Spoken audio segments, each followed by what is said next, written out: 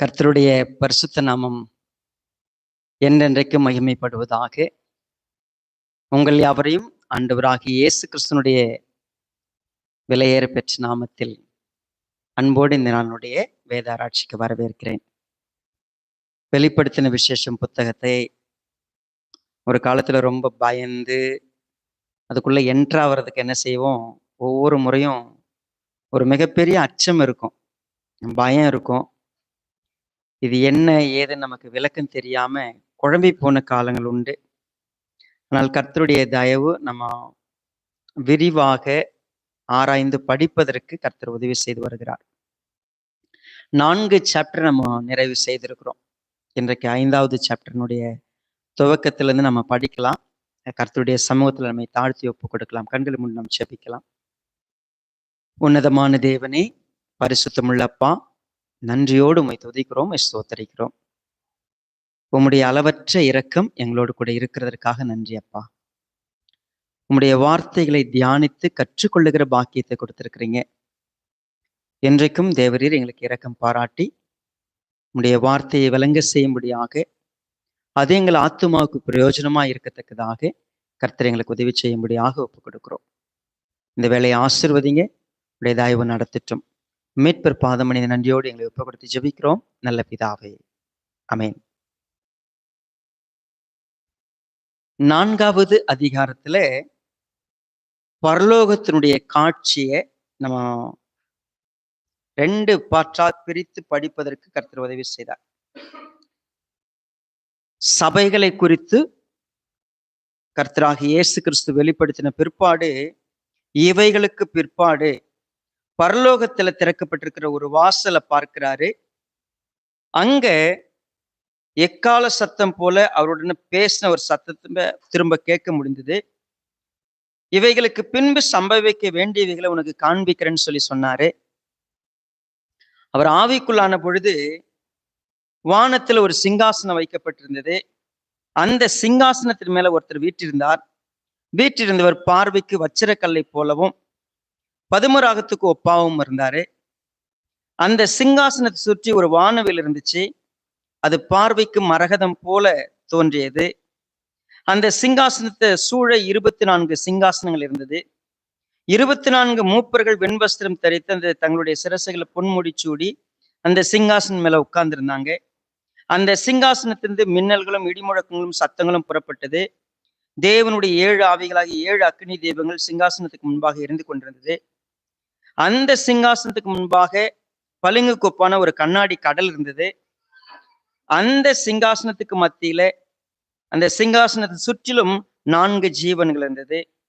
இந்த 4 ஜீவன்களும் எப்படிப்பட்ட உருவத்துக்கு ஒப்பா இருந்தாங்கன்னா, ஒன்று சிங்கத்துக்கு ஒப்பாக, இன்னொன்று காளைக்கு ஒப்பாக, மனுஷ முகத்துக்கு ஒப்பாக, கழுகுக்கு ஒப்பாக இருந்தாங்க. இப்படி எல்லாம் பார்க்கும் பொழுது சேராபீன்கள் எப்பொழுதும் பரிசுத்தர் பரிசுத்தர் பரிசுத்தர்னு கர்த்தரை போற்றி கொண்டிருக்கிறத நம்ம பார்க்க முடியுது. இப்படி ஒரு காட்சியை பார்க்கும் பொழுது அன்றியும் இந்த சாப்டர் துவங்குது. 5வது சாப்டர். அன்றியும் உள்ளும் புறமும் எழுதப்பட்டு 7 முத்திரைகளால் முத்திரிக்கப்பட்டிருந்த ஒரு புஸ்தகத்தை சிங்காசனத்தின் மேல் வீற்றிருக்கிறவருடைய வலது கரத்தில் கண்டேன்.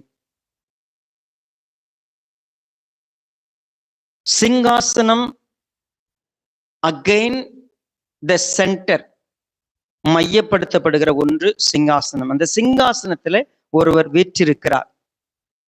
நம்ம ஏற்கனவே பார்க்கிறோம், இப்படிப்பட்ட பரலோக காட்சிகளை பழைய ஏற்பாட்டு பரிசுத்தவான்கள் ஒரு சிலர் என்ன பண்ணிருக்கிறாங்க, பார்த்திருக்கிறாங்க. எசேக்கியேல் தீர்க்கதரிசி, ஏசாயா தீர்க்கதரிசி, தானியேல் தீர்க்கதரிசி, இந்த 3 பேரும் பரலோக காட்சிகளை நமக்கு விவரித்திருக்கிறார்கள் ஓரளவுக்கு. ஆனால் யோவானுக்கு பரலோகம் வெளிப்படுத்தப்படுகிறது. இவைகளுக்கு பிற்பாடு, சபையினுடைய காலத்துக்கு பிற்பாடு,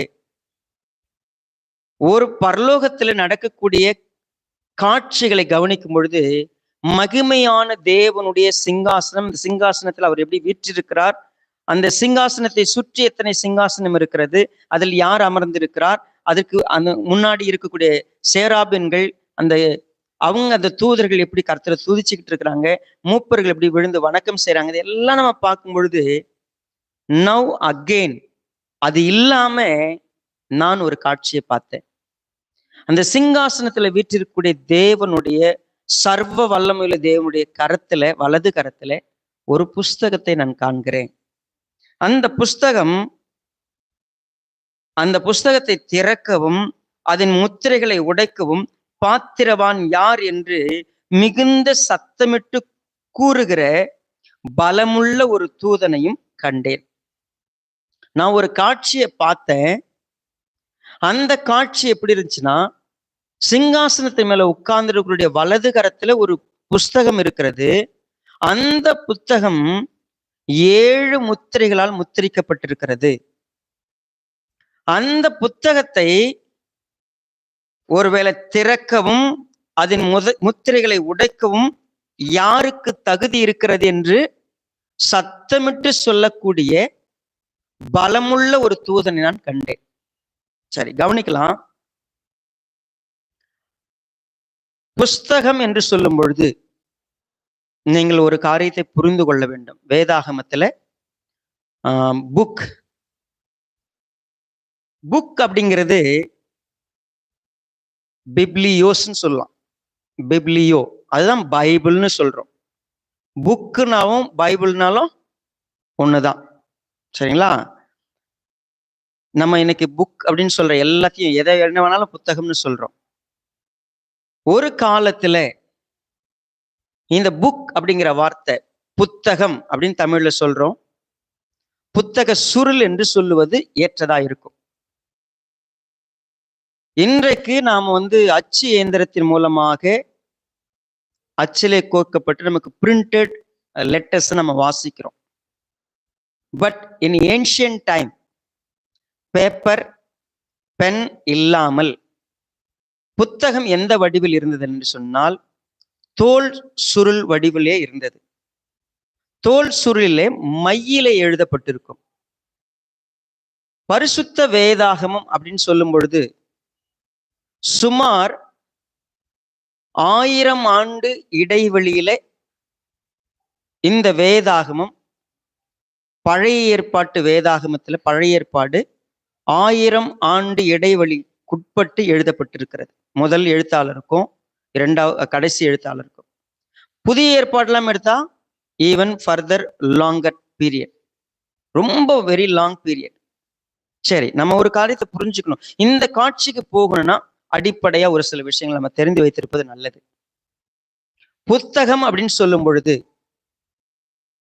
தேவன் தான் என்ன நினைக்கிறாரோ, மனிதனுக்கு எதை வெளிப்படுத்த சித்தமாயிருக்கிறாரோ அதை மனிதர்கள் மூலமாக அவர் எழுதி மனிதர்களுக்கு கொடுத்திருந்தார். மேனுஸ்கிரிப்ட்னு சொல்லுவோம், கைகளினாலே எழுதப்பட்ட வேதாகமம். இன்றைக்கு பிரிண்டட் எல்லாமே நீங்க பைபிள்னு சொன்னா இப்ப உங்க கையில வச்சிருக்கிறத அப்படி அந்த இடத்துக்கு நம்ம போக வேண்டாம். ஒரிஜினலா மேனுஸ்கிரிப்ட் எழுதினவங்க, இப்போ ஏசாயா தீர்க்கதரிசி ஒரு புத்தகத்தை எழுதுறார் இஸ்ரவேல் மக்களுக்காக. மோசே எழுதினார். மோசே 5 ஆகமங்கள் என்ன பண்ணாரு? எழுதினார். சாமுவேல் தீர்க்கதரிசி எழுதினார். நியாயாதிபதிகள் புத்தகம், 1 சாமுவேல், 2 சாமுவேல், 1 நாளாகமம், 2 நாளாகமம், இதெல்லாம் யார் எழுதினது?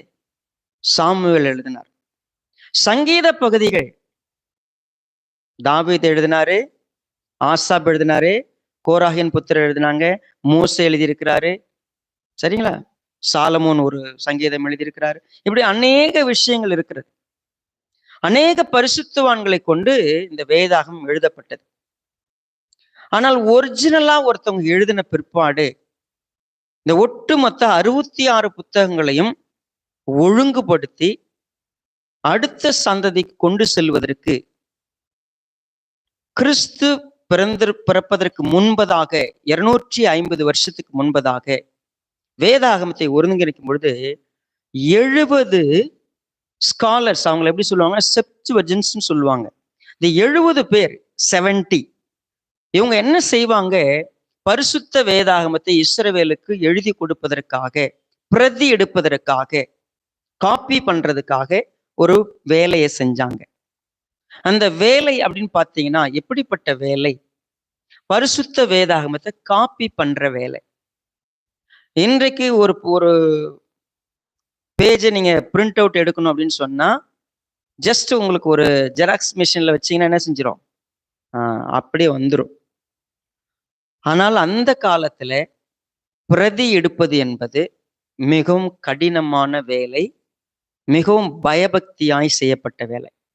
சரி, என்ன இப்ப நம்ம ஏன் இந்த ஹிஸ்டரியை நம்ம படிக்கணும் அப்படின்னு சொன்னா, இன்றைக்கு ஒரு காட்சியை பார்க்கிறோம் பரலோகத்துல. சர்வ வல்லமையுள்ள தேவன் சிங்காசனத்துல வீற்றிருக்கிறார். அவர் கையில ஒரு புத்தகம் இருக்கிறது, அது முத்திரிக்கப்பட்டிருக்கிறது.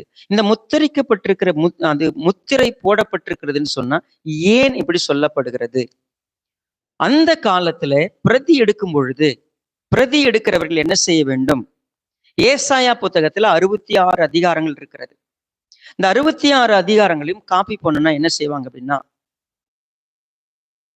ஒரு வசனம் எத்தனை எழுத்துக்களை கொண்டது, எத்தனை வார்த்தைகளை கொண்டது, அப்படி கணக்கிட்டுத்தான் அதை எழுத வேண்டும்.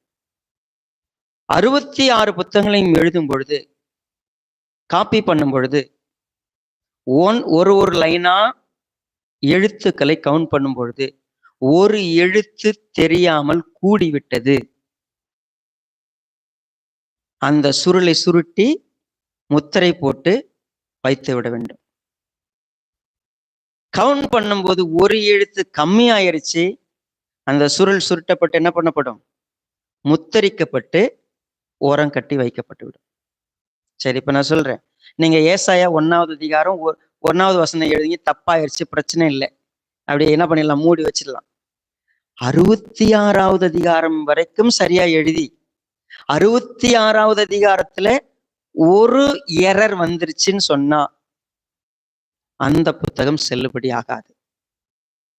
அந்த புத்தகம் சுருட்டப்பட்டு முத்திரை போடப்பட்டு வைக்கப்பட்டு விடும்.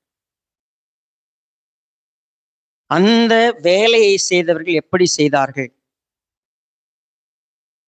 பரிசுத்த வேதாகமத்தை எழுதும் பொழுது அவர்கள் ஒவ்வொரு நாளும் அந்த வேலைக்கு வரும் பொழுது குளித்து சுத்தமான உடை அணிந்து வர வேண்டும்.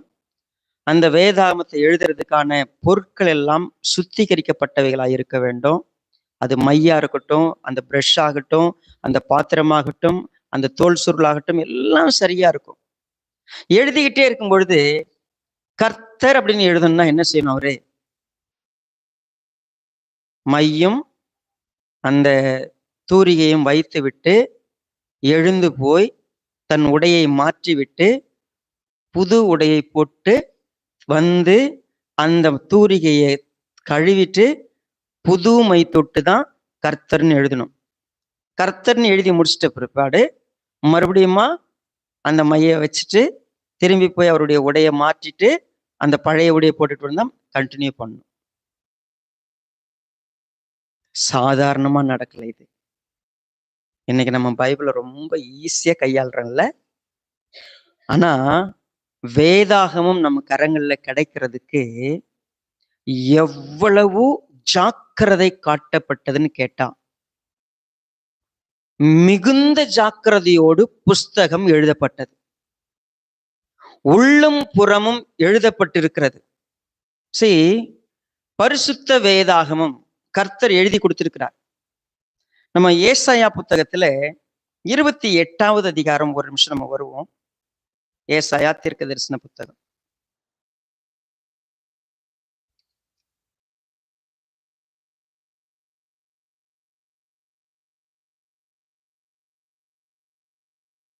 29, மன்னிக்கும் 29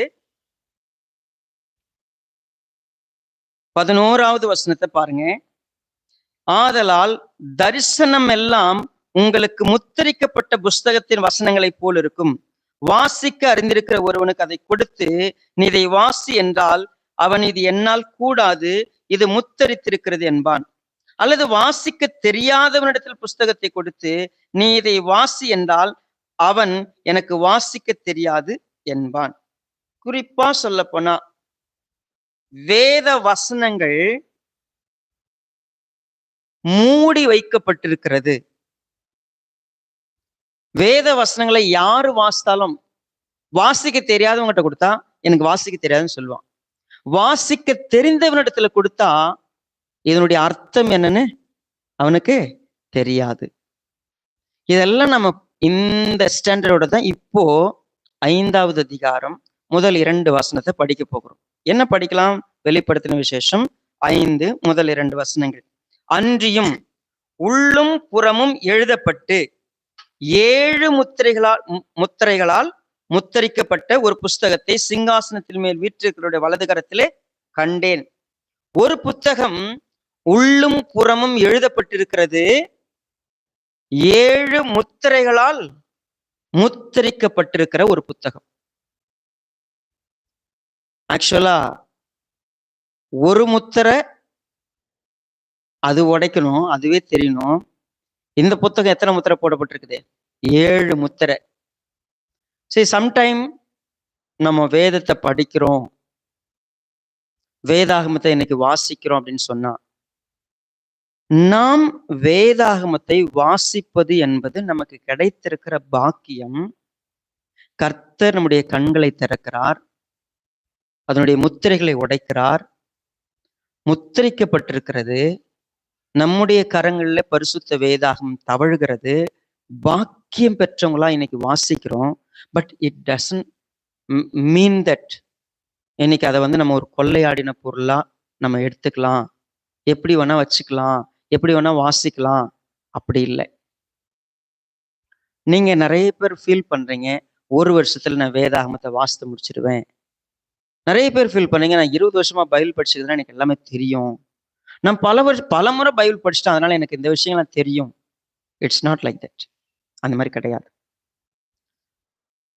ஒரு மனுஷனை இந்த சாப்டர் நம்ம புரிஞ்சுக்கணும்னா sometime we need to go back.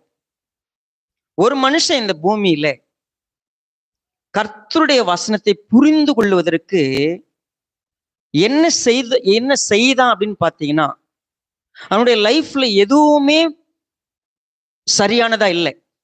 தானியேல் உங்களுக்கு தெரியும். தானியேல் ஒரு பிரின்ஸ், ஒரு இளவரசன். இஸ்ரவேல் தேசத்துல ஒரு நல்ல அழகான பழுதொன்றும் இல்லாத ஒரு வாலிபன், மிக நேர்த்தியான ஒரு அறிவுள்ள ஒரு மனிதன். அவனை பாபிலோன் தேசத்துக்கு பிடித்து கொண்டு போய் விட்டார்கள். எப்படி? அகதியாக, அடிமையாக பிடித்து கொண்டு போகும் பொழுது அந்த தேசத்து ராஜா என்ன செய்கிறான்? வேற்று தேசத்து வாலிபன் அழகாகவும் அறிவாகவும் சிறப்பாகவும் இருக்கிற பட்சத்துல அவர்கள் வந்திருக்கிற ஊர்ல திருமணம் செய்யக்கூடாதுங்கிறதுக்காக அவர்களுக்கு இன்னைக்கு வழக்கத்துல சொல்ல போனா குடும்ப கட்டுப்பாடெல்லாம் பண்ணி ஆண்மை தன்மை இழக்க செய்ய வைத்து அவர்களை அன்னக்கரர்களாக்கி அடிமை வேலை மட்டும் செய்யணும். இங்க வந்தா எங்களுக்கு சம்பளம் இல்லாத வேலைக்காரங்களா இருக்கணும், அவ்வளவுதான். அவர்கள் அடிமைகளாக கொண்டு போகப்பட்ட இடத்துல அவன் வாழ்க்கையில எந்த ஒரு சந்தோஷமும் இல்லை, எந்த ஒரு நன்மையும் இல்லை. இஸ்ரவேல் தேசத்துல பிறந்ததுக்கு அவனுக்கு கிடைச்ச பலன் எல்லாமே துன்பம். துன்பத்தோட வாழ்ந்துகிட்டு இருக்கிற வாழ்க்கையில தானியேல் ஒரு காரியம் செய்தான். என்ன செய்தான் அவன்? அவனுடைய லைஃப்ல அவன் கைகளிலே ஒரு சுருள் கிடைத்தது. எரேமியா தீர்க்கதரிசனுடைய புத்தகத்தை அவன் கைகளிலே எப்படியோ அவன் அதை அடைந்தான். எரேமியா தீர்க்கதரிசன புத்தகத்தை திரும்ப திரும்ப திரும்ப திரும்ப வாசிக்கிறான். வாசிக்கும் பொழுது ஒரு நாள் ஒரு காரியத்தை புரிந்து கொண்டான். இந்த அடிமைத்தனத்துல இஸ்ரவேல் மக்கள் எவ்வளவு காலம் இருக்க வேண்டும் என்கிற உண்மையை தெரிந்து கொண்டான். இவனுடைய அடிமைத்தனத்தினுடைய காலம் 70 வருஷம் செல்லும் என்று அவன் புரிந்து கொண்ட உடனே அவன் கதறி அழுது கர்த்தரிடத்துல விண்ணப்பம் பண்ணுகிறான். தானியேல் 9வது அதிகாரத்துல நீங்க 2வது வசனத்துல இருந்து கவனிச்சீங்கன்னா 70 வருஷம் செல்லும் என்று எரேமியா தீர்க்க தரிசன புஸ்தகத்தின் மூலமா நான் அறிஞ்சுக்கிட்டேன், கர்த்தரை தேட என் முகத்தை திருப்பி என் உள்ளத்துல, கர்த்தாவே இந்த பாவத்துக்கெல்லாம் நீங்க மன்னிப்பு கொடுங்க, இரக்கம் காட்டுங்கன்னு கெஞ்ச ஆரம்பிச்சிட்டான். அவன் வேதாகம வசனத்தை தேடின விதம் இருக்குல்ல. பைபிள் படிச்சோம் இல்லையா? நீங்களும் நானும் தான் பைபிள் படிக்கிறோம். தானியேல் பைபிள் படிச்சதுக்கும் நீங்களும் நானும் பைபிள் படிச்சதுக்கும் நிறைய வித்தியாசம் இருக்கு. சரி, sometime we are so interested. நம்ம கதை சொல்லும் போது ரொம்ப நல்லா கவனமா கேட்போம். நமக்கு ஏதாவது ஸ்டோரி படிக்கிறோம்னா, இப்போ வேதாகமத்தை எடுத்தோம்னா ஒருத்தவங்களுடைய சம்பவத்தை படிக்க ஆரம்பிச்சோம்னா நமக்கு ரொம்ப இன்ட்ரெஸ்டிங்கா இருக்கும், நல்லா படிப்போம். பட் வேதத்தை படிக்கும் பொழுது நான் யார், நான் ஏன் இங்க வந்தேன், என் நிலைமை இன்னைக்கு இருக்கிறதுக்கு என்ன காரணம், என் வாழ்க்கையில அடுத்தது என்ன அப்படின்னு புரிஞ்சுக்கிறதுக்கு இந்த பரிசுத்த வேதத்துல ஒவ்வொருவருக்குமான ரகசியத்தை தேவன் எழுதி முத்தரித்து கொடுத்திருக்கிறார். எந்த ஒரு மனுஷன் ஆண்டவரே இந்த புத்தகத்தை எனக்கு திறந்து கொடுக்க மாட்டீங்களான்னு அழுதாங்கன்னா, இந்த முத்திரையெல்லாம் உடைச்சு எனக்கு ஓப்பன் பண்ணி அது உள்ளேயும் வெளியும் என்ன எழுதிக்குன்னு நான் பார்க்க முடியாதான்னு ஏங்குற ஒரு மனுஷன் இருந்தா, கர்த்தர் என்ன தெரியுமா செய்யறாராம்? You want to open. Daniel புஸ்தகத்துக்கு நீங்க கூட வாங்க. 10வது அதிகாரம். இப்ப நான் சொன்ன இந்த ஸ்டோரியில 9வது அதிகாரத்தினுடைய 2வது வசனத்தை பாருங்க. உங்களுக்காக நான் வாசிக்கிறேன். தானியேலாகிய நான் எருசலேமின் பாழ்கடிப்புகள் நிறைவேறித்தீர 70 வருஷம் செல்லும் என்று கர்த்தர் எரேமியா தீர்க்கதரிசியோடு சொல்லிய வருஷங்களின் தொகையை புஸ்தகங்களால் அறிந்து கொண்டேன்.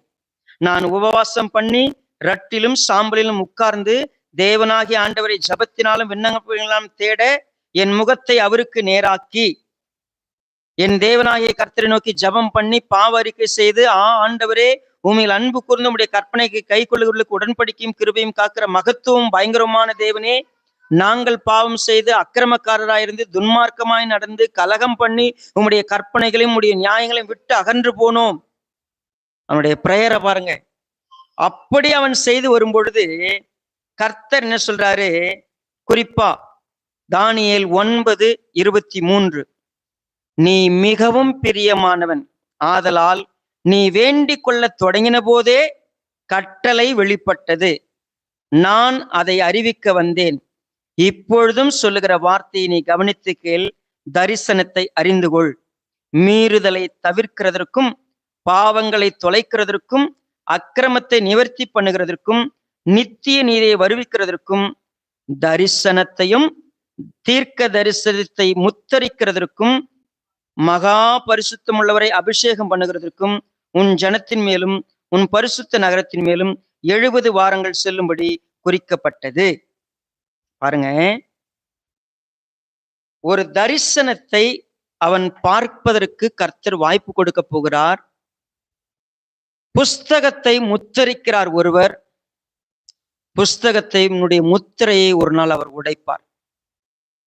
ரெண்டும் தானியேலுக்கு சொல்லப்பட்டது. 10வது அதிகாரத்தை நீங்க கவனிச்சு பார்த்தீங்கன்னா, தானியேலே நீ ரொம்ப பிரியமானவன், நீ பயப்படாத, நான் உன்னிடத்துல நீ அனுப்பப்பட்டு நான் வந்திருக்கிறேன். 11வது வசனத்தை பாருங்க, நீ கவனமாயிருந்து கால் ஊன்றி நில் என்றான். இந்த வார்த்தையை அவன் என்னிடத்தில் சொல்லுகையில் நடுக்கத்தோடு எழுந்து நின்றேன். அப்பொழுது அவன் என்னை நோக்கி, தானியேலே பயப்படாதே, நீ அறிவை அடைகிறதற்கும் உன்னை உன்னுடைய தேவனுக்கு முன்பாக சிறுமைப்படுத்துகிறதற்கும் உன் மனதை செலுத்தின முதல் நாள் துவங்கி உன் வார்த்தைகள் கேட்கப்பட்டது, உன் வார்த்தைகள் நிமித்தம் நான் வந்தேன். சொல்ல போனா, கர்த்தாவே இதெல்லாம் எப்படி நான் புரிஞ்சுக்கிறது? மனதை செலுத்தின முதல் நாள் துவங்கி தானியேல் தேட ஆரம்பிக்கும் பொழுது கர்த்தர் அவனுக்கு வெளிப்படுத்துகிறவராயிருந்தார். சம்டைம் தீர்க்கதரிசிகளுக்கு இதெல்லாம் ஏன் சொல்லப்பட்டது? இன்னொரு எக்ஸாம்பிள், எசேக்கியேல் புஸ்தகம் 2வது அதிகாரம்.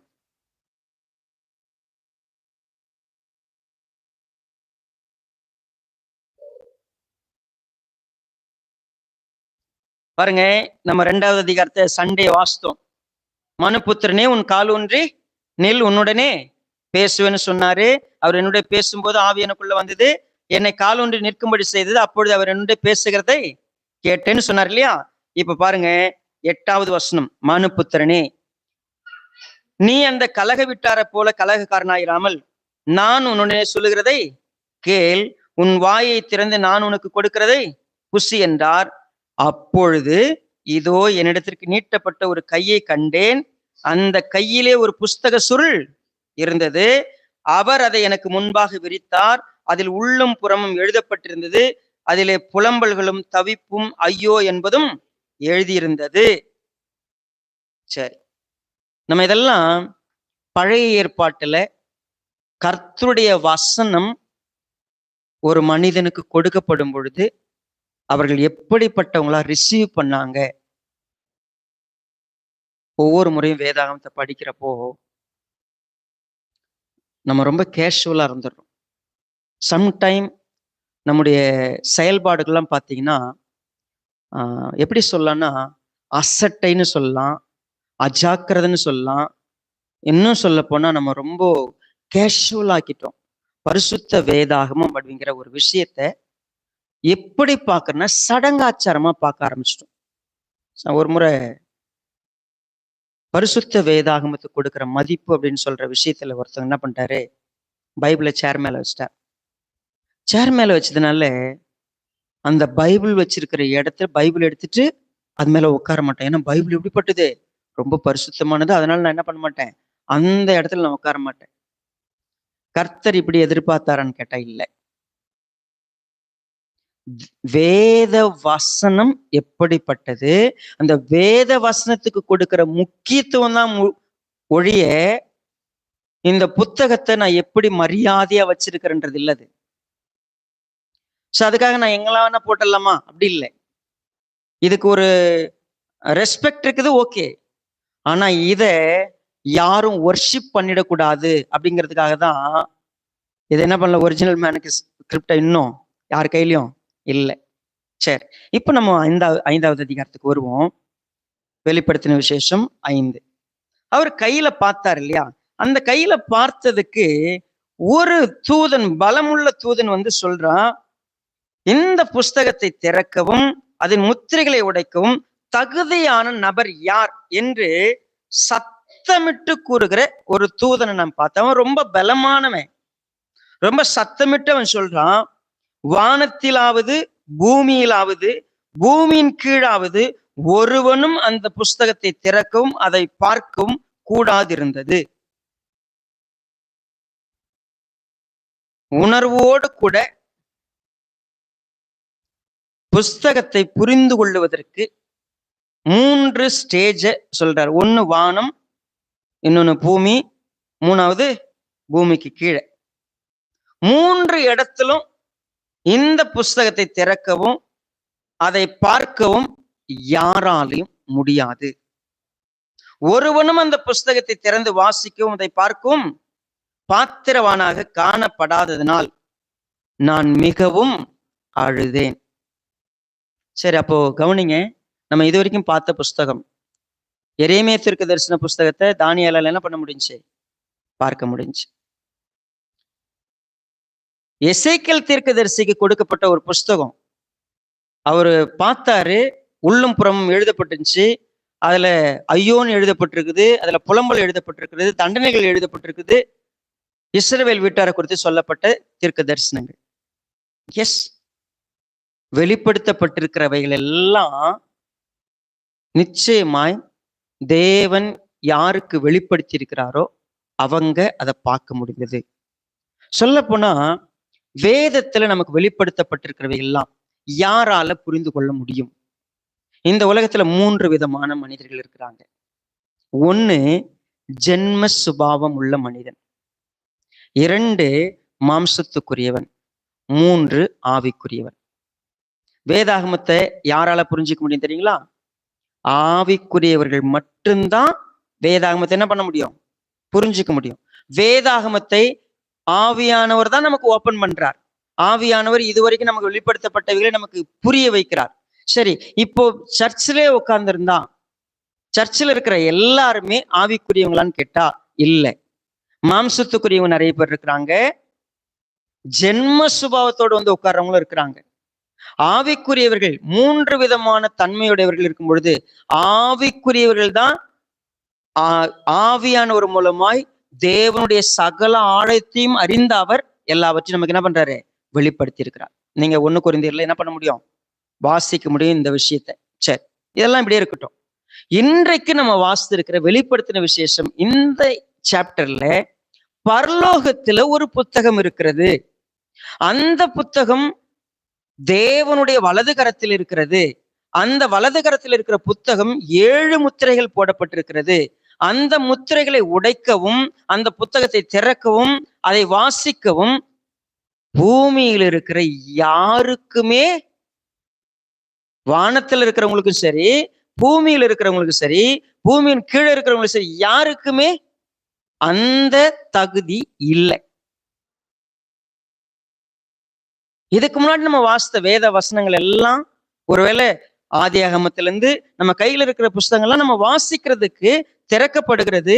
எல்லாருக்கும் திறக்கப்படல, ஆவிக்குரியவங்களுக்கு மட்டும்தான் திறக்கப்படுது. ஆவியானவர் தான் திறக்கிறார். That's fine. ஆனா இப்போ ஒரு புத்தகம் அங்க இருக்கிறது, பரலோகத்துல அந்த புத்தகம் இருக்கிறது. அது என்ன புத்தகம்? டீட்டெயில்ஸ் ஏதாவது கொடுக்கப்பட்டிருக்கா? அந்த புஸ்தகத்துல என்ன எழுதப்பட்டிருக்கிறது? ஏதாவது டிஸ்கிரிப்ஷன் இருக்கா? சோ நாம இன்னைக்கு அந்த புஸ்தகத்தினுடைய மகத்துவத்தையும் அவருடைய ஆளுமையும் நம்ம புரிஞ்சுக்கணும் அப்படின்னு சொன்னா, இப்போ நீங்க உங்க கண்ணை எடுக்காம 5வது அதிகாரத்தை மீண்டுமாக என் கூட நீங்க வாசிக்கிறதுக்கு உங்களை நான் அழைக்கிறேன். அன்றியும் உள்ளும் புறமும் எழுதப்பட்டு 7 முத்திரைகளால் முத்திரிக்கப்பட்டிருந்த ஒரு புஸ்தகத்தை சிங்காசனத்தின் மேல் வீற்றிருக்கிறவருடைய வலது கரத்திலே கண்டேன். ரைட் ஹேண்ட் ஆஃப் ஹிஸ், அவருடைய மெஜஸ்டில, அவருடைய வலது கரம்னு சொல்லும்போது அவருடைய அத்தாரிட்டியை குறிக்கிறது. புஸ்தகத்தை திறக்கவும் அதன் முத்திரைகளை உடைக்கவும் பாத்திரவான் யார் என்று மிகுந்த சத்தமிட்டு கூறுகிற பலமுள்ள ஒரு தூதனை கண்டேன். வானத்திலாவது பூமியிலாவது பூமியின் கீழாவது ஒருவனும் அந்த புஸ்தகத்தை திறக்கவும் அதை பார்க்கவும் கூடாது இருந்தது. ஒருவனும் அந்த புஸ்தகத்தை திறந்து வாசிக்கவும் அதை பார்க்கவும் பாத்திரவானாக காணப்படாததுனால நான் மிகவும் அழுதேன். நீங்க என்னைக்காவது வேத வசனத்தை வாசிக்கிறப்போ புரியலன்னு அழுதுருக்கிறீங்களா? கர்த்தாவே, இது எனக்கு புரியலப்பா. படிச்சிருக்கிறீங்க. நீங்க எவ்வளவு மகத்துவமான ஒண்ணு உங்க கையில தேவன் கொடுத்திருக்கிறாரு. எத்தனை வருஷமா வேதாகமம் கையில இருக்கு. நீங்க படிக்கிறப்போ வேதாகமம் நான் படிச்சுக்கிட்டே இருக்கிறேன்.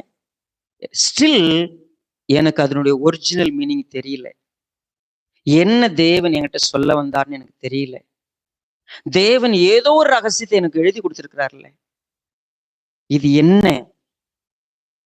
நான் இவ்வளவு காலம் படிக்கும்போது இந்த பேசேஜுக்கு வரும்பொழுது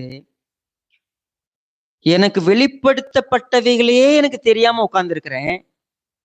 எனக்கு வெளிப்படுத்தி இருக்கிறார், அதுவே நான் என்ன பண்ணல, இன்னும் புரிஞ்சுக்கல. ஏன்னா கலக வீட்டாராகி அவர்கள் கேட்டாலும் சரி கேளாவிட்டாலும் சரி, நீ இந்த வசனத்தை போய் என்ன பண்ண சொல்லுன்னு சொன்னார். ஏன்னா நான் கலக வீட்டாரா இருந்தேன், நான் கேட்கல, புரிஞ்சுக்கல. நான் முரட்டாட்டமோ இருதயம் உள்ளவனா இருந்தேன், கடின இருதயம் எனக்கு இருந்துச்சு, என்னுடைய நெற்றி வஜ்ரக்கல்ல போல இருந்துச்சு. நான் புரிஞ்சுக்கல, நான் கண்ணை மூடிக்கிட்டேன், காதை மூடிக்கிட்டேன், அப்படி இருந்தேன். இப்ப யோவான் இயேசு கிறிஸ்துவோட கூட இருந்தாரு.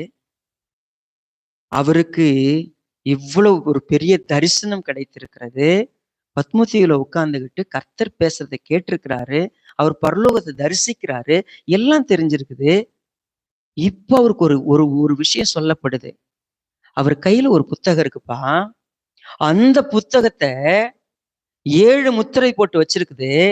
இதை திறக்கிறதுக்கு பூமியிலும் சரி வானத்திலையும் சரி, பூமிக்கு கீழே ஒருத்தருக்கும் தகுதி கிடையாதுன்னு சொல்லும் பொழுது அவன் உள்ளம் இதை குறித்து எப்படி பார்த்திருக்கும்? சரி, நம்ம பரலோகத்தில் இருக்கிற புஸ்தகம் என்ன? நம்ம அங்க போறதுக்கு முன்னாடி நம்ம கையில இப்போ ஒரு புஸ்தகம் இருக்குதுங்க. இந்த புத்தகத்துல உன்னால இதை புரிஞ்சிக்கவே முடியாதுங்கிற இடத்துல ஒரு இடத்துல நீ இருந்தேன்னா நீ நானும் என்ன சொல்லுவோம்? நான் என்ன சொல்லுவேன்? ஆண்டவரே, இந்த வசனம் எனக்கு புரியல அப்படின்ற இடத்துல நான் கர்த்தர்ட்ட உட்கார்ந்து இதை புரிஞ்சுக்கிறதுக்கு எனக்கு தகுதி இல்லையா ஆண்டவரே? தகுதி இல்லாதவங்கள இந்த செய்தியை கேட்டுட்டு இருக்கிறோம். நல்லா யோசித்து பாருங்க. உங்களுக்காகவும் எனக்காகவும் அடிக்கப்பட்ட ஒரு ஆட்டுக்குட்டி ரத்தத்தை சிந்தி நம்மளை கழுவி எடுத்து நீதிமானாக்கி நீ எனக்கு சொந்தன்னு சொல்லி உங்களுக்கும் எனக்கும் கொடுத்திருக்கிற ஆசீர்வாதங்கள் நான் அடிக்கடி சொல்லுவேன். ஸ்பெஷல் பிளெஸிங் நமக்கு இந்த உலகத்துல யாருக்குமே இல்லாத ஆசீர்வாதம் என்ன தெரியுங்களா? 1 பரிசுத்த ஆவியானவர், 2 பரிசுத்த வேதாகமம், 3 பரிசுத்த திருச்சபை. இந்த உலகத்துல இருக்கிற மற்ற மக்களுக்கும் நமக்கு இருக்கிற பெரிய வித்தியாசம் என்ன தெரியுமா?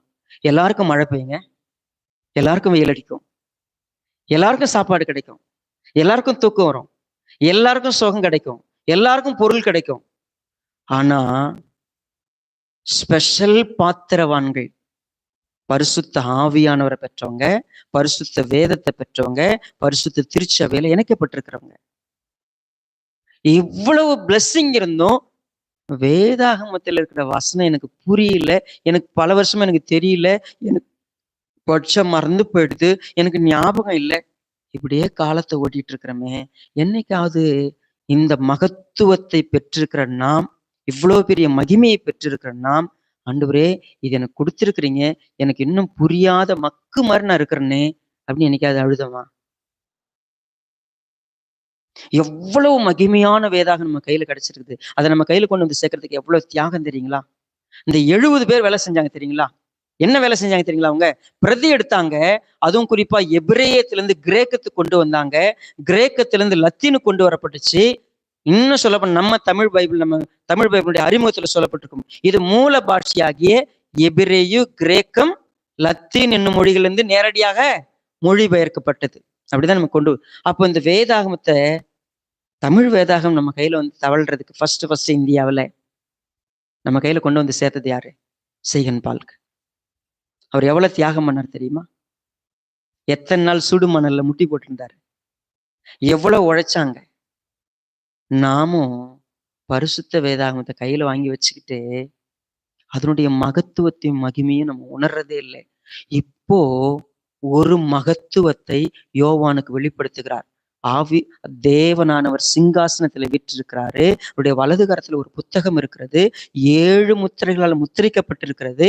அந்த புத்தகத்தை வாங்கி பிரிச்சு அந்த முத்திரையை உடைச்சு படிக்கிறதுக்கு தகுதியானவங்க இந்த வானத்திலையும் பூமியிலும் பூமி கீழே யாரும் கிடையாதுன்னும் போது, அப்போ இந்த புத்தகத்துல இருக்கிறத தெரிஞ்சுக்கணும்னா அதுக்கு ஒரு ஸ்பெஷல் தகுதி வேணும் இல்ல? யாரால முடியும்? யாராலே முடியல அப்படின்னு சொல்லும் பொழுது யோவானுக்கு அது மிகப்பெரிய ஒரு வியப்பா இருக்கு. அந்த வியப்புக்கு மத்தியில அவனுக்கு ஒரு விடை கிடைக்கிறது. அவன் அழுகிறான். அவன் அழுது கொண்டு இருக்கும் பொழுது வீட்டில் இருக்கக்கூடிய 24 மூப்பர்கள் ஒரு மூப்பர் வந்து என்ன சொல்றாரு பாருங்க. அப்பொழுது 5வது வசனம், மூப்பர்களில் ஒருவன் என்னை நோக்கி, நீ அழ வேண்டாம், இதோ யூதா கோத்திரத்து சிங்கமும் தாவீதின் வேறுமானவர் புஸ்தகத்தை திறக்கவும் அதன் 7 முத்திரைகளை உடைக்கவும் ஜெயம் கொண்டிருக்கிறார் என்றான். 24 மூப்பர்கள். நம்ம போன வாரம் ஒரு முடிவுக்கு வந்த 24 மூப்பர் யாரு தெரியாது. அது லேவி கோத்திரத்துல ஏற்படுத்தப்பட்ட மூப்பர்களா, அல்லது கோத்திர பிதாக்கள் 12 பேரு, அப்போஸ்தலர்கள் 12? வேண்டாம், நமக்கு அந்த முடிவுக்கெல்லாம் வேண்டாம். 24 மூப்பர்கள். அந்த மூப்பர்கள்ல ஒருத்தர் எழுந்து நின்று, எப்பா நீ அழுவாதப்பா, நீ அழாத, உனக்கு ஆறுதலான ஒரு வார்த்தை சொல்றேன் கேளு. இந்த புஸ்தகத்தை வாங்குறதுக்கும் முத்திரையை உடைக்கிறதுக்கும் அதை பிரிச்சு படிக்கிறதுக்கும் ஒருத்தர் தகுதியானவர் இருக்கிறார். யார் அவர்? ஒரு டிஸ்கிரிப்ஷன் கொடுக்கப்படுகிறது. இவர் யூதா கோத்திரத்தின் சிங்கம், தாவீதின் வேறுமானவர். என்னங்க இது? இதுக்கு என்ன அர்த்தம் இருக்குது? ஆக்சுவலா வெளிப்படுத்தின விசேஷ புத்தகத்தை சரியா படிக்கலைன்னா தப்பு தப்பா வியாக்கியானம் போக முடியுங்கிறதுக்கு ஒரு எக்ஸாம்பிள் உங்களுக்கு சொல்ல முடியும். ஏசாயா 11.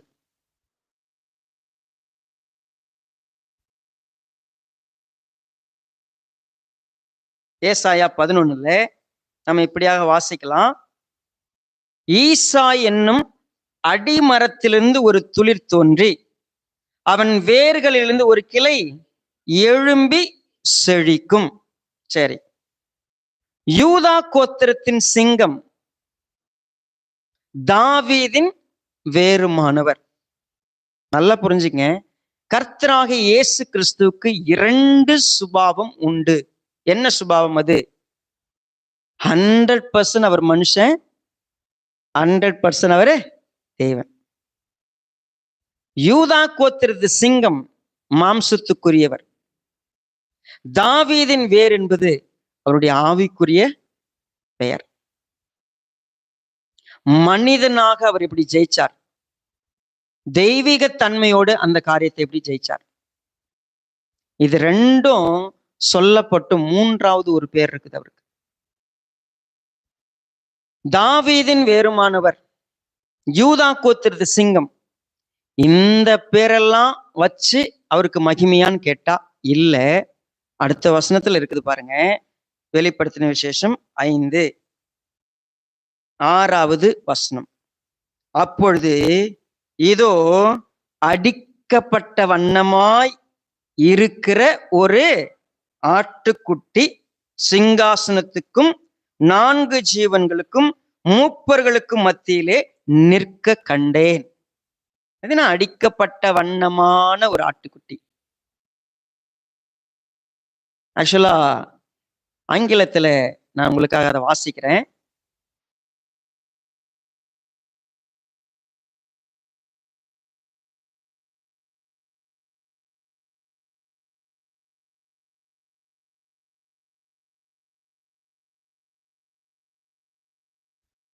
Then I saw a lamb looking as if it had been slain. வெட்டப்பட்ட ஒரு ஆட்டுக்குட்டி. ஸ்லைன் என்ன? கழுத்து வெட்டப்பட்ட ஒரு ஆட்டுக்குட்டி, பலியிடப்பட்ட ஒரு ஆட்டுக்குட்டியை போல் இருக்கிற ஆட்டுக்குட்டி. அங்க கர்த்தராகி இயேசு கிறிஸ்து தேவனுடைய மகிமையில நிற்கும் பொழுது, நான் யூதா கோத்திரத்து சிங்கம், நான் தாவீதின் வேறுன்னு சொல்றதை விட அவர் என்ன பொசிஷன்ல போய் நின்று இந்த புஸ்தகத்தை திறக்கிறதுக்கு தகுதியானவராய் நிற்கிறாருன்னா, பலியிடப்பட்ட ஒரு ஆட்டுக்குட்டியாய் நிற்கிற அவர் தான் ஜெயம் கொண்டவர். பலியிடப்பட்ட ஒரு ஆட்டுக்குட்டி எப்படி இருக்கும்? கழுத்து வெட்டப்பட்டு உடம்புழுக்க ரத்த காயங்களோடு இருக்கக்கூடிய ஒரு ஆட்டுக்குட்டி அங்க நிற்கிறது. நான் என்னுடைய தழும்புகளால, என்னுடைய காயங்களால, நான் சிந்திய ரத்தத்தினால இந்த தகுதிக்கு பாத்திரவனா இருக்கிறேன். என் ஜீவனை கொடுத்ததுனால அந்த தகுதி உண்டாயிருக்கிறது. அவர் யூத ராஜசிங்கம். அவரை நான் என்னன்னு சொல்லலாம்? அவர் எதை வச்சு ஜெயிச்சாரு? அவருடைய தேவ தன்மையில ஜெயிச்சிட்டாரா?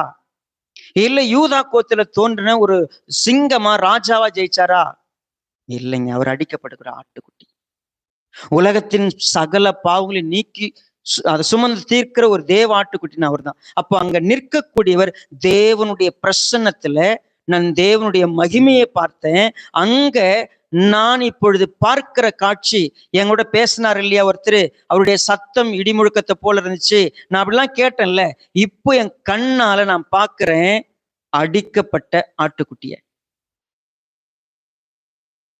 இந்த ஆட்டுக்குட்டியானவர் இந்த புஸ்தகத்தை வாங்கவும், அந்த முத்திரைகளை உடைக்கவும், திறக்கவும், அதை வாசிக்கவும் தகுதியான ஒருத்தர் அங்க இருந்தாருன்னா, இந்த 24 மூப்பர் சிங்காசனத்துல உட்கார்ந்தாங்கல்ல, அவங்களுக்கு கூட இல்லை. தூதர்கள் இருந்தாங்கல்ல, அவங்களுக்கு கூட கிடையாது. யாருக்கும் அந்த தகுதி கிடையாது. யாரும் பாத்திரவான் இல்லை. ஒரு பாத்திரவான் அங்கு உண்டு. தேவனுடைய சித்தத்தை அறியவும். ஹலோ, புஸ்தகத்துல என்ன இருந்துச்சு? தேவனுடைய சித்தத்தை அறியவும், அவருடைய விருப்பங்கள் எல்லாம் வெளிப்படுத்தப்பட்டவைகளை முழுமையாய் நிறைவேற்றவும் தன்னை முழுமையாய் அர்ப்பணித்த ஒருவர். அந்த புஸ்தகத்துல என்ன எழுதியிருக்குது? தேவன் என்ன விரும்புகிறார், தேவன் என்ன செய்ய விரும்புகிறார் என்பது முழுமையாய் உள்ளும் புறமும் எழுதப்பட்டிருக்கிறது. தேவனுடைய சித்தத்தை அறிவதற்கு ஒருவருக்கு தகுதி இருந்தது. ஏன் ஏன் அவருக்கு மட்டும் அந்த தகுதி? இந்த பூமிக்கு வரும்பொழுது, அவர் வரும்பொழுது எப்படி தெரியுமா வந்தாரு? பிதாவே இதோ வருகிறேன். புஸ்தக சுருளில் என்னை குறித்து, நம்ம தானே எபிரேயர்ல வாங்க பார்ப்போம். நமக்கு எபிரேயர் புஸ்தகத்துல அத சங்கீதங்கள்ல இருந்து எடுத்து எழுதி நமக்கு ரொம்ப அழகா அதை விளக்கப்படுத்தி இருக்கிறாங்க.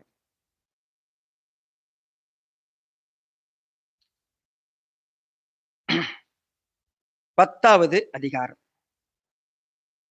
எபிரேயர் 10 5வது வசனத்தை பாருங்க. அவர் உலகத்தில் பிரவேசிக்கும் பொழுது பலியையும் காணிக்கையும் நீர் விரும்பவில்லை, ஒரு சரீரத்தை எனக்கு ஆயத்தம் பண்ணினீர், சர்வாங்க தகன பலிகளும் பாவ நிவாரண பலிகளும் உமக்கு பிரியமானதல்ல என்றீர். அப்பொழுது நான், தேவனே உம்முடைய சித்தத்தின்படி செய்ய இதோ வருகிறேன், புஸ்தக சுருளில் என்னை குறித்து எழுதியிருக்கிறது என்று சொன்னேன். ஹலோ, அப்படியே ஒரு நிமிஷம் நிறுத்திக்கிட்டு கொஞ்சம் நம்ம கவனிக்கலாம்.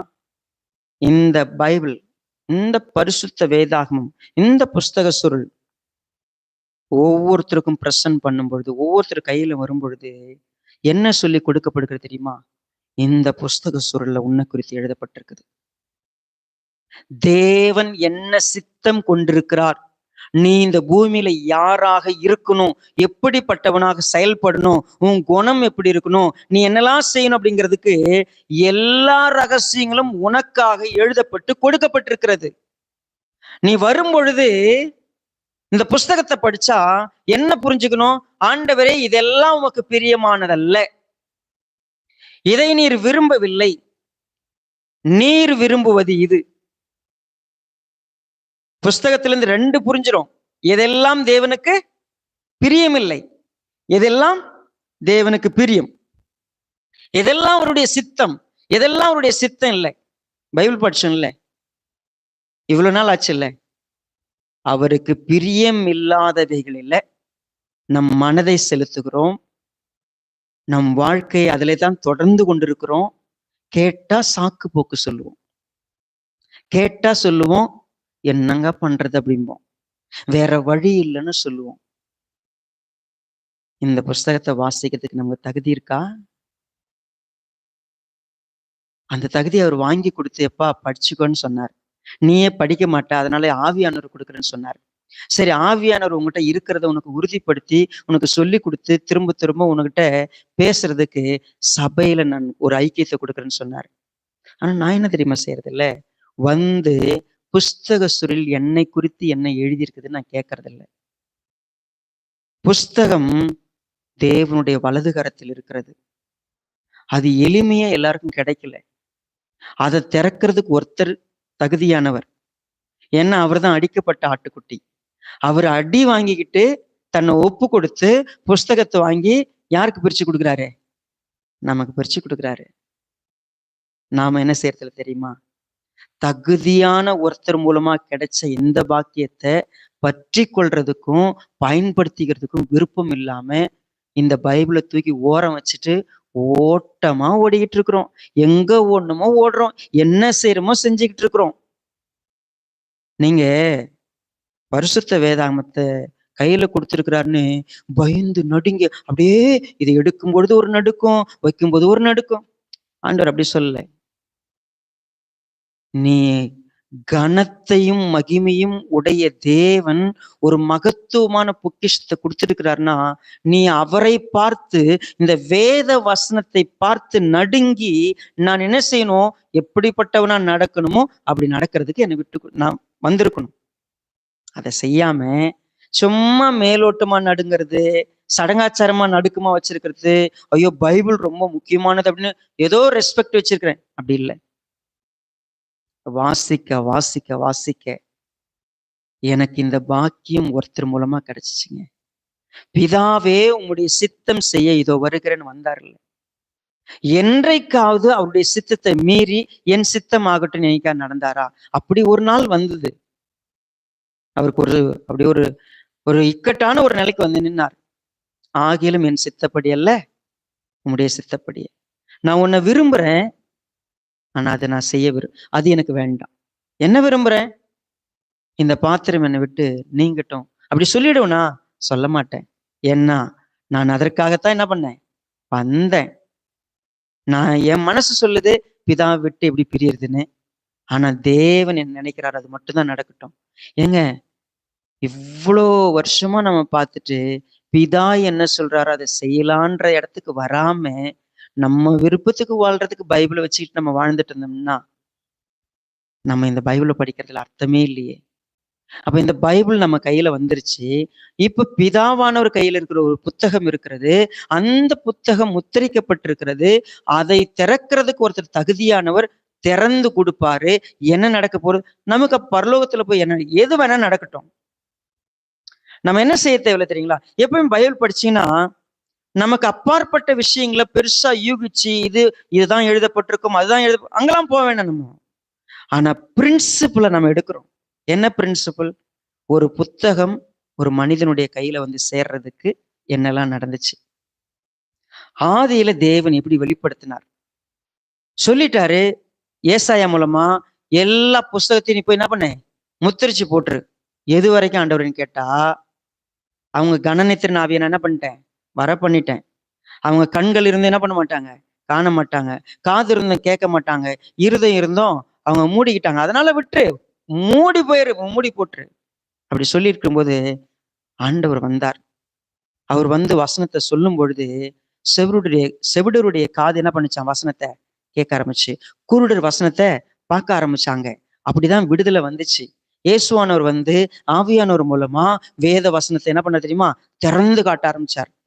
இந்த உலகம் ரட்சிக்கப்பட, கர்த்தரை பார்க்க, தேவ சித்தத்தை தெரிந்து கொள்ள, நித்திய ராஜ்யம் ஒண்ணு இருக்குது, பரலோகம்னு ஒண்ணு இருக்குது, புரிஞ்சிக்க திறந்து கொடுத்திருக்கிறார்.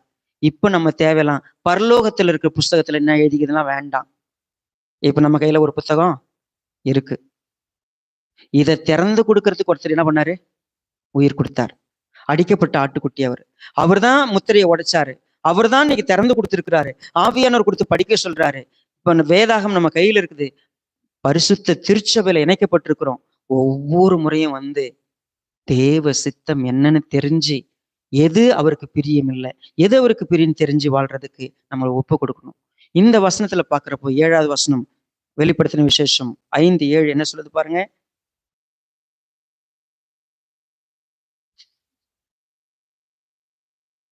மன்னிக்கு, நம்ம 6ல இருந்தே வாசிடுவோம். அப்பொழுது இதோ அடிக்கப்பட்ட வண்ணமாயிருக்கிற ஒரு ஆட்டுக்குட்டி சிங்காசனத்துக்கும் 4 ஜீவன்களுக்கும் மூப்பர்களுக்கு மத்தியில நிற்க கண்டேன். அது 7 கொம்புகளையும் 7 கண்களையும், அந்த கண்கள் பூமியும் அனுப்பப்படுகிற. அப்ப பாருங்க, அந்த ஆட்டுக்குட்டிக்கு பரிபூர்ணமான 7 கொம்புகளையும் 7 கண்களையும் உடைய ஒரு ஆட்டுக்குட்டியாய் காண்பிக்கப்படுது. என்னது? பூரணமான ஞானத்தையும் வல்லமையும் உடையவராய் அவர் நிற்கிறார். சரி, இப்போ அந்த ஆட்டுக்குட்டியானவர் வந்து சிங்காசனத்தின் மேல் உட்கார்ந்திருக்கிறவருடைய வலது கரத்திலிருந்து புஸ்தகத்தை யார் அவர்கிட்ட இருந்து வாங்குறதுக்கு அதிகாரமும் வல்லமையும் அந்த தகுதியும் உடையவர்கள் அவர் மட்டும்தான். சோ சிங்காசனத்தில் அவரோடு கூட உட்காருகிற அந்த பாக்கியம், ஆளுகிற ஒரு பாக்கியம், பெற்றுக்கொள்ளுகிற ஒரு பாக்கியம், கொடுக்கிற ஒரு பாக்கியம் ஒருத்தருக்கு மட்டும்தான் இருக்குது, ஆண்டவராகிய இயேசு கிறிஸ்து. சோ தேவன் என்ன விரும்புகிறார்னு நம்ம இடத்துல அவரை குறித்த சித்தத்தை வெளிப்படுத்துறதுக்கு ஒருத்தரால முடியும்னா அது ஆண்டவராகிய இயேசு கிறிஸ்து மட்டும்தான். அவர் மட்டும்தான் அதை பெற்றுக்கொள்ள பாத்திரராக இருக்கிறார். சோ எல்லா கனத்துக்கும் துதிக்கும் மகிமைக்கும் ஒருத்தர் பாத்திரர். ஏன்னா அவர்தான் பிதா விரும்பினதை நிறைவேற்றிருக்கிறார். சோ நாம இன்னைக்கு என்ன பார்க்கலாம்? நமக்கு வேதாகமம் கொடுக்கப்பட்டிருக்கிறது. பரிசுத்த வேதாகமத்தை கையில வாங்கியிருக்கிறோம். வேத வசனம் சொல்லப்படுகிறது. நான் அதை எப்படி கவனிக்க போகிறேன்? ஒருவேளை நீங்க தானியேலை போல, ஆண்டவரே இந்த வசனத்தை படிக்கிறப்போ நீங்க என்கிட்ட பேசுறத நான் உணர்ந்தேன். நான் எவ்வளவு பாவம் செய்து, அக்கிரமம் செய்து, மீறி, கலகம் பண்ணி, துன்மார்க்கமா நடந்து, உமக்கு விரோதமா நான் வாழ்ந்திருக்கிறேன்னு புரியுது ஆண்டவரே. என்னைக்காவது உட்காந்து அழுதுருக்கிறேம்மா? வசனத்தை படிச்சுட்டு கதறி கதறி கதறி அழுது, ஆண்டவரே நீங்க என்கிட்ட பேசுங்க, நான் என்னை விடுதலை செய்யுங்க, நான் இதை பார்க்கணும், எனக்கு புரிய வைங்கன்னு என்ன எப்ப சொன்னோம்? எல்லாரும் படிக்கல. எசேக்கியேலை கூப்பிட்டு சொன்னார், நீ வாங்கி புசி, நீ உன் வயிற்று நிரப்பு. அது ஒருவேளை கசப்பா இருக்கலாம், நிரப்பு. உண்மையாவே நானு அதை நிரப்பு ஏன்னா புரிஞ்சுக்கிறதுக்கு நேரம் எடுப்பேனா? ஒருவேளை யோவானை போல இது புரியாத ஒரு இந்த பாக்கியம் கிடைச்சது எப்படின்னு புரிஞ்சுக்கிட்டப்போ, இது கர்த்தர் எனக்கு கொடுத்திருக்கிற பாக்கியம் தெரிஞ்சப்போ, இந்த உலகத்துல அந்த தகுதி யாருக்குமே இல்லை, தகுதியான ஒருத்தர் இருக்கிறாருன்னா அதுக்கான மகிமையை நான் அவருக்கு எப்படி செலுத்துவேன்? இதெல்லாம் நம்ம மனசுல வைக்கலாம். பரிசுத்த வேதாகமம் நம்ம கையில வந்து கிடைச்சிருக்கிறதுக்கு எத்தனை தியாகங்கிறத விட மேன்மையான ஒன்று. அதை நம்ம இடத்துல கொண்டு வருவதற்கு ஒருத்தர் ஜீவனை கொடுத்தார். அப்படிப்பட்ட பரிசுத்த வேதாகமத்தை அலட்சியம் பண்ணாம, அசட்டை பண்ணாம, சும்மா நம்ம வந்து ஏதோ பேருக்காக வாசிக்காம, கடமைக்கு வாசிக்காம, கர்த்தாவே என் கண்ணை திறந்து கொடுங்க, உங்களுடைய வேதத்தில் உள்ள அதிசயங்கள்லாம் பார்ப்பதற்கு என் கண்ணை திறந்து கொடுங்க, நான் பார்க்கணும் ஆண்டவரே, நான் கற்றுக்கணும் ஆண்டவரே, நான் மாறணும் ஆண்டவரே. சொல்லி பாருங்க, கர்த்தர் உதவி செய்வார். கண்களை முடிச்சோம் பண்ணலாமா? இரக்கமுள்ள நல்ல பிதாவே, ஆசீர்வதிக்கப்பட்ட இந்த அற்புதமான நேரத்துக்காக ஸ்தோத்திரம். தேவரீர் எங்களுக்கு பாராட்டி நம்முடைய அளவற்ற கிருபைகளுக்காய் நன்றி. இன்றைக்கு நாங்கள் நேரம் எடுத்து மீண்டுமாய் கர்த்தருடைய புத்தகத்தை குறித்து இன்னும் ஆழமாய் தெரிந்து கொள்ள உதவி செஞ்சுங்க. நாங்கள் இதை பயன்படுத்திக் கொள்கிற கிருபை தாங்க. என்னவெல்லாம் கர்த்தர் எங்களோடு பேசினரோ அதற்கு எங்கள் இருதயம் உணர்வோடு கூட பதில் கொடுக்கட்டும். கர்த்தாவே, அறியாமையிலே இல்லாத, அசட்டையா இல்லாமல், அராஜக போக்கிலே வாழாமல், இன்னும் நாங்கள் நினைக்கிற வழியிலே நின்று விடாமல் உம்முடைய வசனத்தை கேட்கக்கூடிய தாழ்மையை தாங்க. உம்முடைய மகிமையை நடத்திட்டோம். உங்களுக்கே பிரியம் உண்டாக தாழ்த்துகிறோம். இயேசு கிறிஸ்துவின் விலையேற பெற்ற நாமத்தில் தாழ்மையோடு ஜெபிக்கிறோம் நல்ல பிதாவே. ஆமென். தேங்க்யூ so much உங்க எல்லாருக்கும்.